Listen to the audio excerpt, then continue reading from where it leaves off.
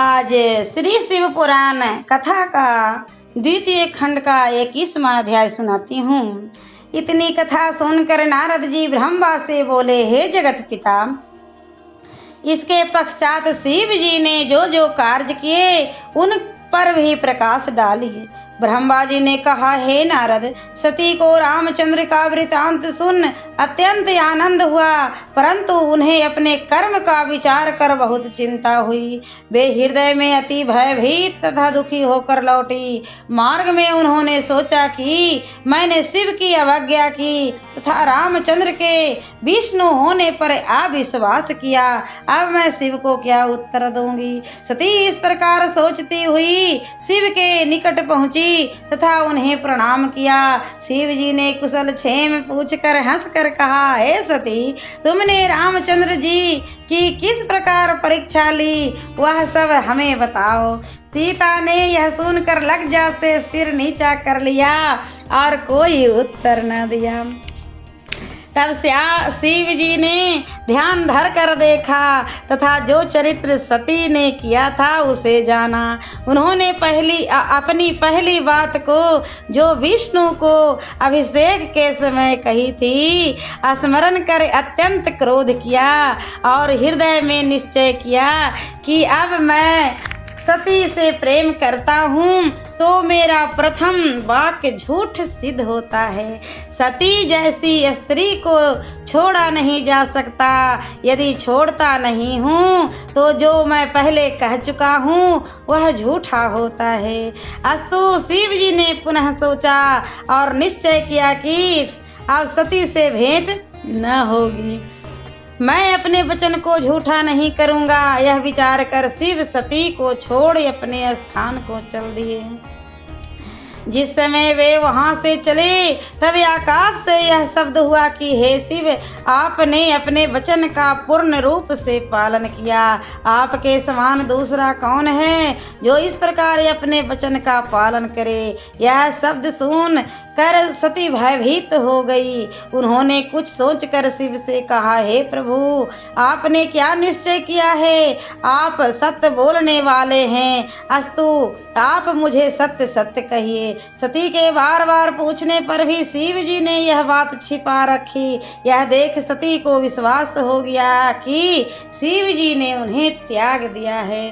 कुछ देर के पश्चात सती शिव जी से बोली, हे नाथ, मैंने जो कुछ भी किया वह अज्ञान तथा मूर्खतावश किया है। अब आप दूध और पानी अलग करके देखें, क्योंकि प्रीति की यही रीति है। मैं स्वयं ही अपने कर्म पर बहुत लज्जित हूँ, परंतु शिव जी ने उस बात को प्रकट करना उचित न समझा।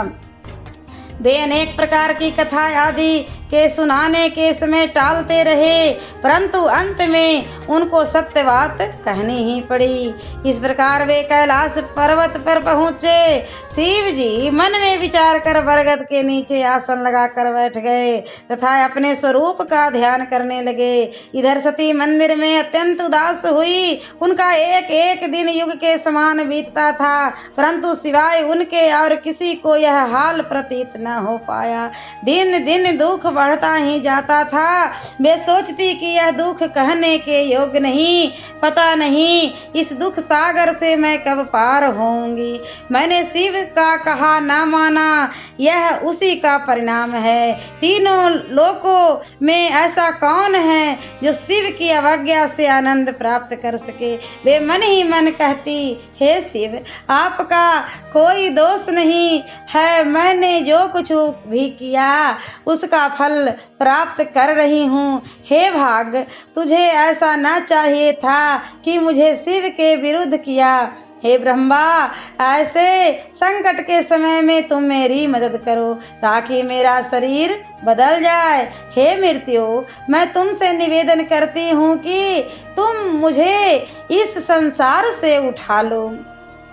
शिव जी को इस प्रकार समाधि में 87,000 वर्ष व्यतीत हुए।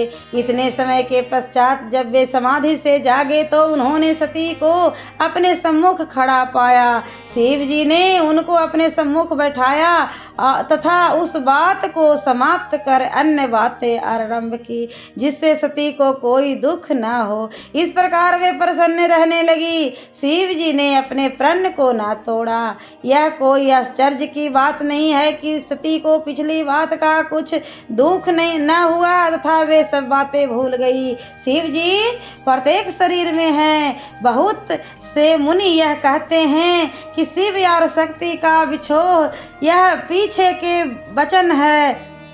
शिव के चरित्र हर कल्प के अलग अलग हैं। कल्प भेद का हाल किसको ज्ञात है। जो वे कुछ करे सब उचित है, इसमें किसी प्रकार का संदेह नहीं करना चाहिए। शिव तथा शक्ति का भेद अत्यंत गुप्त एवं कठिन है, उसको कोई नहीं जान सकता।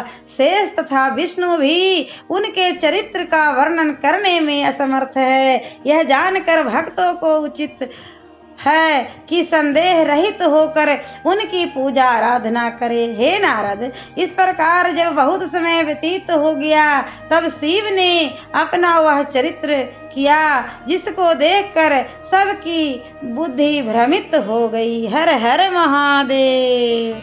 और मैं अगले वीडियो में द्वितीय खंड का 22वां सर्ग सुनाऊंगी।